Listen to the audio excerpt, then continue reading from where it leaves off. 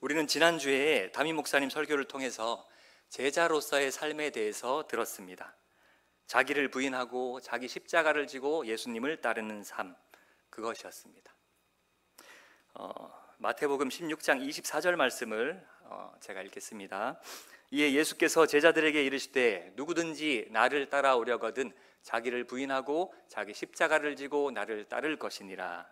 아멘. 그리고 이 구절에서 자기 십자가라는 것이 어떤 무거운 짐과 같이 느껴지는 사명의 십자가가 아니라 내가 죽은 십자가를 의미한다는 것을 명확하게 정리했었습니다. 저는 담임 목사님의 그 설교를 들으면서 이 구절이 동시에 생각이 났습니다. 우리 다 함께 마태복음 11장의 내용을 한번 읽어보기를 원합니다. 28절부터 30절까지의 말씀을 자막 보시고 다 함께 읽겠습니다.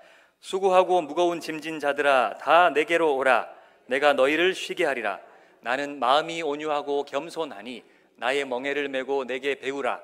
그리하면 너희 마음이 쉼을 얻으리니 이는 내 멍에는 쉽고 내 짐은 가벼움이니라 하시니라. 아멘. 네, 맞습니다. 이 구절의 의미를 같이 생각하면 무거운 사명의 십자가라는 의미가 되어서는 안 되는 것이 분명해집니다. 예수님은 한 입으로 두 말 하시지 않기 때문입니다. 예수님은 책임을 가져가시는 듯 하시더니 나에게 다시 책임을 회피함으로 떠맡기시는 그런 분이 아니십니다. 그분은 늘 우리의 든든한 목자가 되어 주십니다. 우리 인생을 맡아서 책임져 주시는 분이 확실하십니다. 우리가 그분의 음성에 귀를 기울이고 순종만 하면 되는 인생이 되었습니다. 예수님을 구주로 믿는다는 것은, 그래서 예수님을 우리 인생의 주인으로 모신다는 것은 지난날에 내 마음대로 죄짓고 살았던 행위에 대한 회개도 하는 것이지만 내 인생에 내가 홀로 감당하고 있던 수고하고 무거운 짐을 이제는 다 예수님께 맡겨 드린 채로 살아가도 된다는 것이니 참으로 기쁜 소식이 아닐 수 없습니다. 복음이 분명한 줄 믿습니다. 멍에, 즉 예수님께 코를 꿰어서 살아가는 인생, 예수님이 주인 되셔서 이끌어 가시는 우리 인생은 쉽고 가볍다고 하시니 참으로 우리에게 복음이 되는 줄 믿습니다. 그런데 여러분, 그렇게 살고 계신가요? 참으로 쉽고 가벼운 인생이시던가요? 아멘이라고 하시면 할렐루야이지만 아니라고 하시면 그런 분들께는 오늘 설교가 도움이 되시기를 소망합니다. 왜 그동안 우리는 제자로서의 삶을 무겁고 어려운 것으로 생각하고 있었을까요? 제자로서 살아가는 삶도 쉽고 가벼운 삶인 것은 마찬가지여야 할 텐데, 아니 제자까지 되는 수준의 신앙인이라면 내공이 있어서 더욱 쉽고 가벼워야 할 텐데 그동안 우리로 하여금 오히려 그 반대로 느껴져서 제자로서의 정체성에 자신감을 잃게 만들었던 이유는 무엇이었을까요? 예전에 저도 어떤 설교에서 저 자기 십자가라는 것이 사명의 십자가를 의미한다고 들은 기억이 납니다. 하나님의 특별한 사랑을 받은 우리가 마땅히 그 길을 가야 한다고, 가보자고 독려하는 그런 설교였습니다. 그때 저는 그러면 그렇지, 제자가 되는 것은 역시 만만하지 않겠구나, 그러나 나는 그 길을 가는 위대한 삶을 도전해보자, 뭐 이런 식으로 받아들였던 것 같습니다. 그러나 결과는 어떻습니까? 처음에는 결심한 대로 예수님을 위해서 무언가를 의지를 들여서 잘 하다가 이내 지쳐 쓰러지지 않습니까? 스스로를 특별하게 여기며 어쩌면 자기 의가 발동돼서 했던 그런 결심은 오간데 없고 점점 더 못난 자기 모습에 오히려 실망만 하게 되는 것입니다. 그런 일이 발생하는 이유를 쉽게 생각해 보면 아마 우리의 상식이 작용해서 그랬던 것 같습니다. 세상에서는 헌신의 차원을 한 단계 더 높이면 책임져야 하는 것이 많아지는 것이 상식이니까요. 나의 힘으로 살아가는 것이 익숙한 이 세상 속에서는 예수님을 따르면 따를수록 인생이 더 힘들어지겠다고 생각하는 것이 어쩌면 너무나 당연한 상식이겠습니다. 그러나 여러분, 이 상식들이 진정 신앙인들에게도 적용이 되는 것인지 오늘 우리 함께 확인해 보도록 하겠습니다. 오늘 함께 읽으셨던 로마서 본문 말씀을 보시면 세례를 받은 우리 그리스도인들은 십자가에서의 예수님의 죽음과도 연합하지만 부활하신 예수님과도 연합하여 새 생명 가운데서 살아가는 존재가 되었다고 하십니다. 오늘 본문은 우리가 죽기를 선택했을 때 예수님과 함께 장사된 이후에 주어지는 새 생명에 초점이 맞춰져 있습니다. 자기를 부인하고 부인한 결과 십자가에서 죽은 이후 여전히 이어질 예수님을 따르는 그 삶에 초점이 맞춰져 있는 것입니다. 죽는 것보다 사는 것에 주안점을 두고 있는 것입니다. 죽는 것과 사는 것이 우리 그리스도인의 인생에 동시에 있다고 말씀하시는 것이며 죽은 자를 살리시는 하나님의 능력에 주목하고 있는 것입니다. 어려우시죠? 도대체 이게 무슨 말입니까? 자, 우리가 앞선 제자도에 관한 이야기를 들으셨을 때 마음이 어려우신 분들이 있었을 것입니다.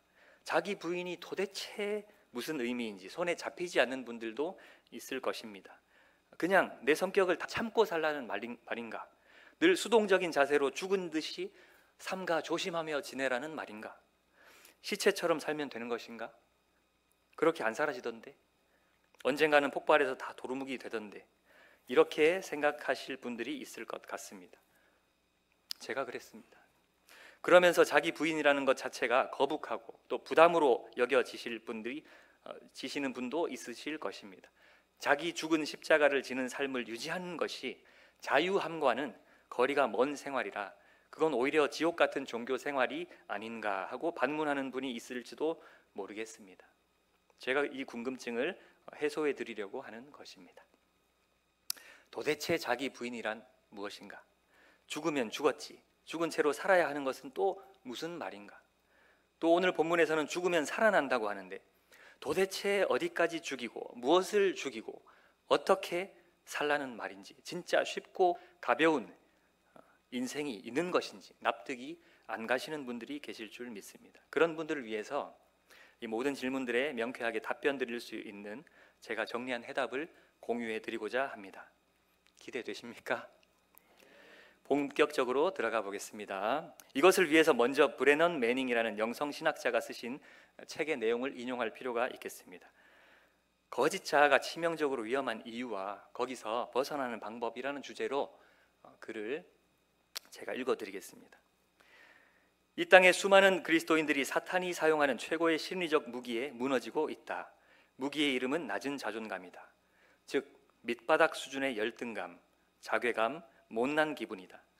놀라운 영적 체험과 하나님 말씀에 대한 지식에 불구하고 많은 그리스도인들이 그 감정에 속박되어 있다. 이들은 하나님의 자녀라는 자신의 신분을 알면서도 끔찍한 열등감에 묶여 헤어날 줄 모르며 자기가 쓸모없는 존재라는 의식에 깊이 사로잡혀 있다. 그럼으로써 우리 모두는 거짓 자아라는 함정에 빠져 살고 있는 것이다. 우리의 정체성, 나를 나되게 하는 가장 큰 명제는 하나님의 사랑받는 자라는 사실이다. 이것이 본질이다. 그러나 세상은 우리를 나 아닌 다른 모든 존재가 되게 하려고 밤낮 없이 사력을 다하고 있다. 그런 세상에서 자기 자신이 된다는 것은 가장 힘든 전투를 벌인다는 뜻이다. 그러나 거짓 자아를 내던지고 참 자아를 찾는 그 전투를 회피해서는 안 된다. 인간은 누구나 그 전투를 벌일 수 있고 그 싸움을 절대 멈추지 않을 수 있다. 신성함이란 내 참 자아를 발견하고 그것을 지향하며 그대로 살아가는 데 있다. 네, 우리 안에는 거짓 자아가 있고 참 자아가 있다는 것을 가르쳐주고 있는 내용입니다. 작가는 우리가 그리스도인이 되었음에도 불구하고 참 자아를 놓치고 거짓 자아를 다시 살려내서 살아가고 있는 것에 한탄하고 있습니다. 그래서 거짓 자아를 죽이고 참 자아로 살아가는 전투를 벌여야 한다고 주장합니다. 신앙생활이란 결국 참 자아로 살아가는 것이라고 말합니다.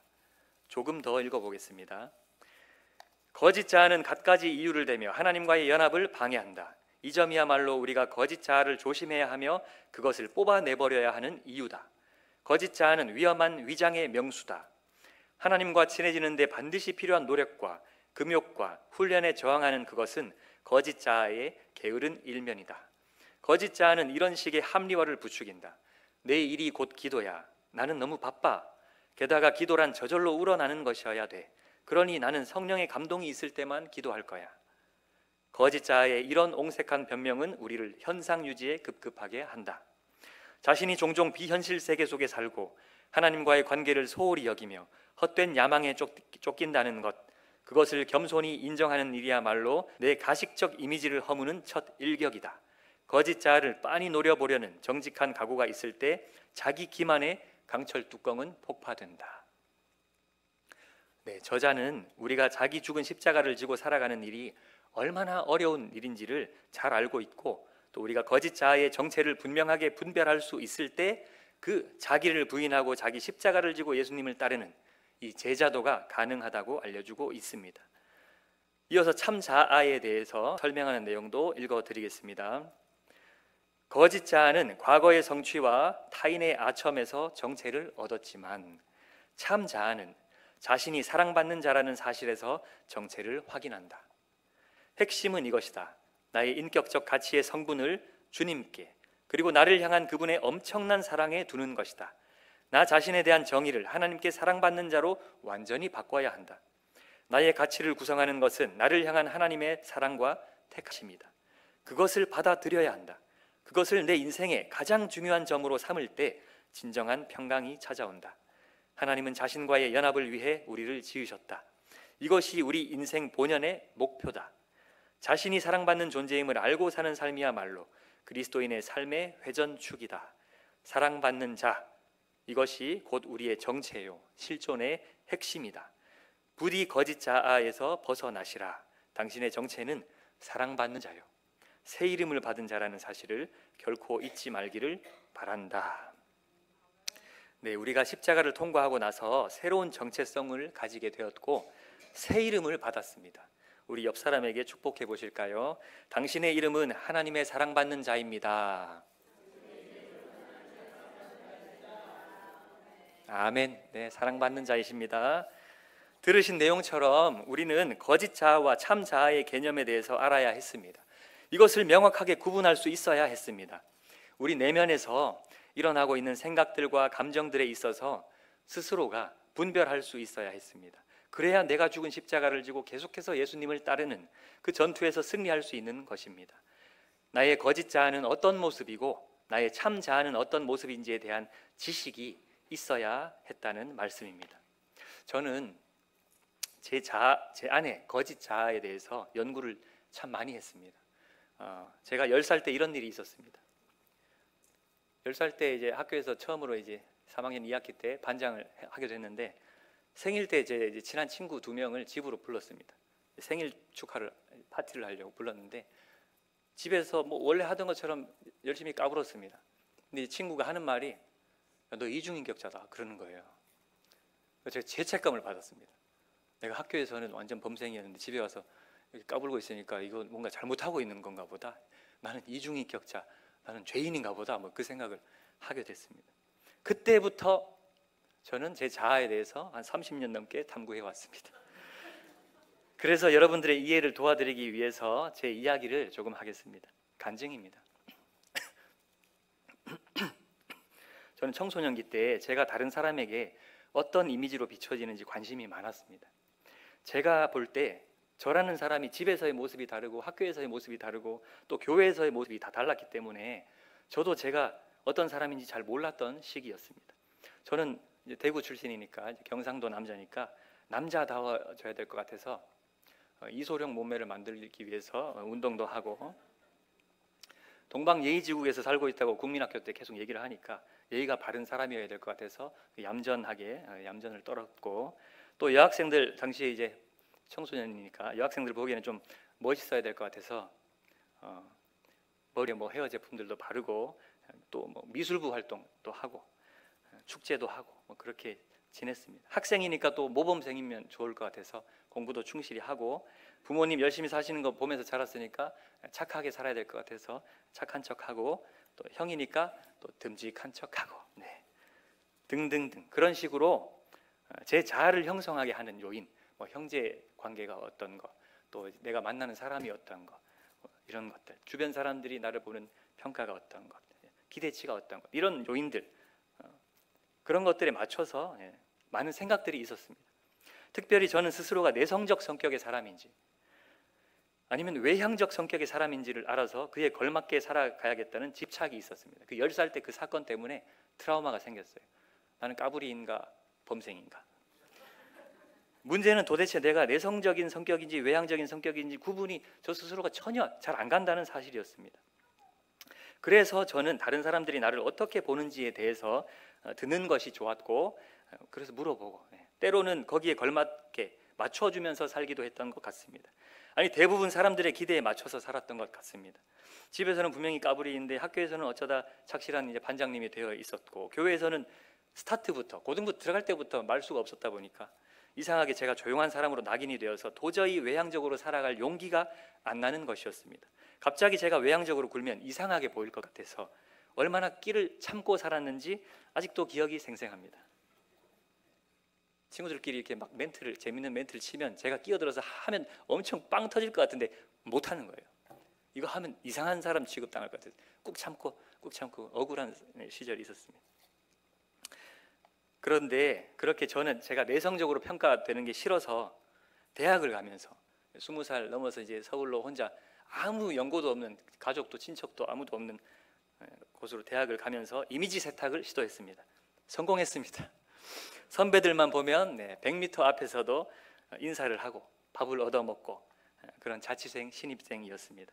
득달 같은 저를 보고 100m 뒤에서 방향을 전환하는 선배도 있었습니다.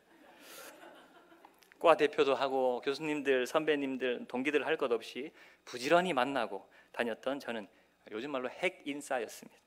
술도 안 먹으면서 술자리는 다 따라다녔습니다. 그렇게 외향적으로 살아본 세월이 있었습니다. 그런데 그때 제 인기가 하늘을 치솟았던 거예요. 술자리 가면 제 이름을 연호하고 그랬거든요. 그런데 그게 마음에 들지 않았습니다. 저는 이제 선교단체도 하고 있었는데 사람들에게 만만해 보이는 게 싫었어요. 이제 그리고 또 진지하지 않게 여겨지는 것도 좀 싫고. 재미있으시죠? 네. 그래서 군대 가면 또 이미지 세탁을 해야 되겠다 해서 내가 살고 싶은 대로 살 거야. 나는 그 중간 지점, 그걸 내가 원하는 것 같아. 이렇게 하면서 중간 지점을 찾았고 복학을 했습니다. 나는 언제든지 내성적일 수도 있고 또 외향적일 수도 있는 사람이야. 나는 내가 살고 싶은 대로 살 거야 하면서 말입니다. 그리고 그 중간 지점을 유지하기 위해서 나름 얼마나 균형 감각을 유지하면서 이미지 메이킹을 하면서 살았는지 모릅니다. 우스운 이야기입니다. 지금 생각해 보면. 그런데 그게 바로 제가 참 자아를 찾아가던 과정 중의 일들이었음을 깨닫게 되었습니다. 대학 1학년 때 여름방학 때 수련회에서 예수님을 인격적으로 만나서, 물론 5살 때부터 교회는 다녔지만 저는 대학교 1학년 여름 수련회 때 예수님을 인격적으로 만났어요. 성령 체험을 했어요.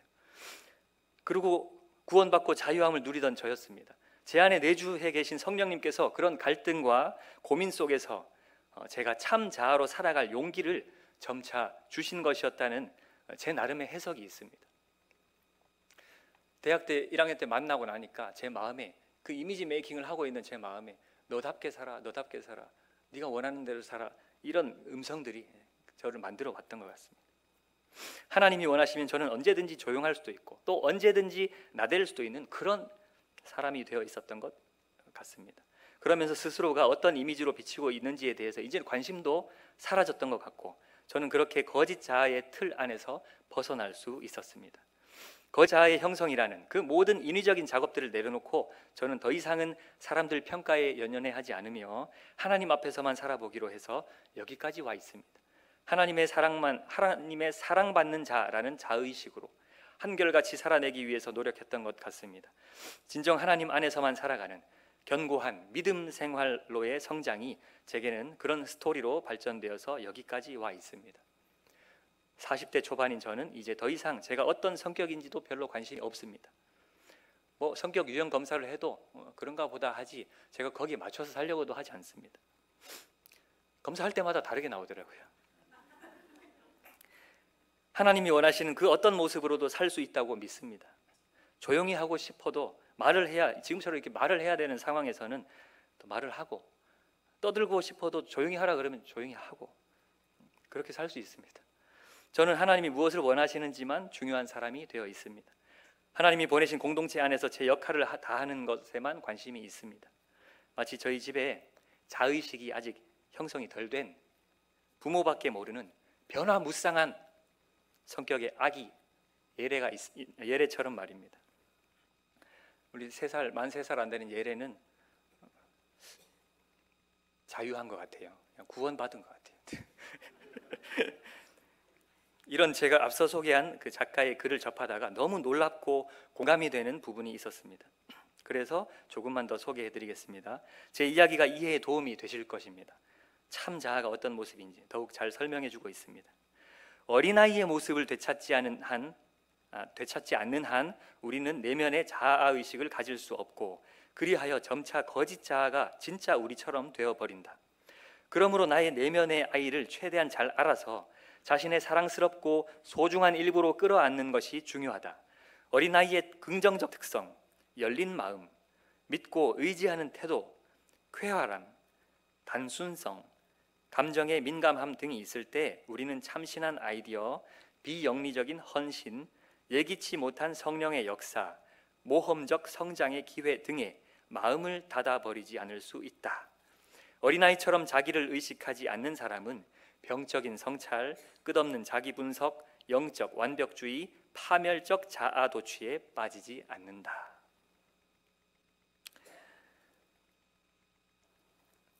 파멸적 자아 도취에 빠진다, 이렇게입니다. 네, 딱 제 지난날의 모습을 보는 것 같았습니다. 이 구절을 읽을 때 하나님께서 나의 병적인 성찰, 끝없는 자기 분석의 고리에서 끊어주셨구나, 이미지 메이킹의 울타리 안에, 올가미 안에서 벗어나게 하셨구나 하면서 구주 하나님을 찬양할 수 있었습니다. 할렐루야. 지금까지 말씀드린 거짓 자아와 참 자아의 개념에 대해서 간단하게 정리해드리면 이렇습니다. 십자가를 통과하기 전에 형성된 거짓 자아, 십자가를 통과한 후에 참 자아. 십자가를 통해 하나님의 사랑을 입으면 비로소 진정한 나를, 하나님 지으신 있는 모습 그대로의 나를, 참 자아를 발견하게 되는 것입니다. 거짓된 모든 포장지를 벗겨낸 나를 마주할 수 있는 것입니다.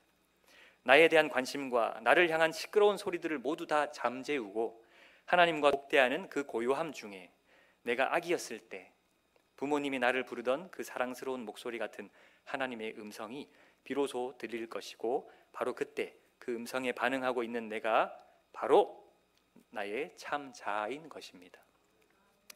저는 예전에 20대 후반에 막 목회해야 되나 마나 갈등하면서 기도 열심히 하고 3년 동안 고시원 골방에 박혀가지고 아르바이트만 하고 성경 기도 찬양 생활만 한 적이 있어요.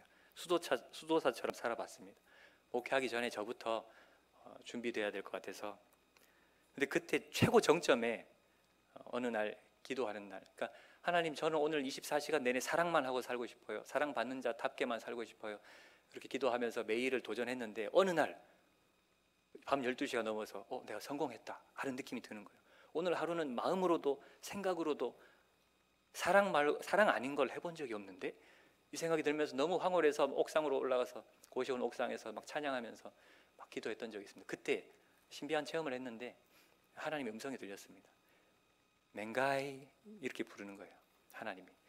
맹가이가 뭐냐면, 저 대구에서 저희 아버지, 어머니, 할아버지, 어르신들이 저를 부를 때 맹가이 이렇게 불렀거든요.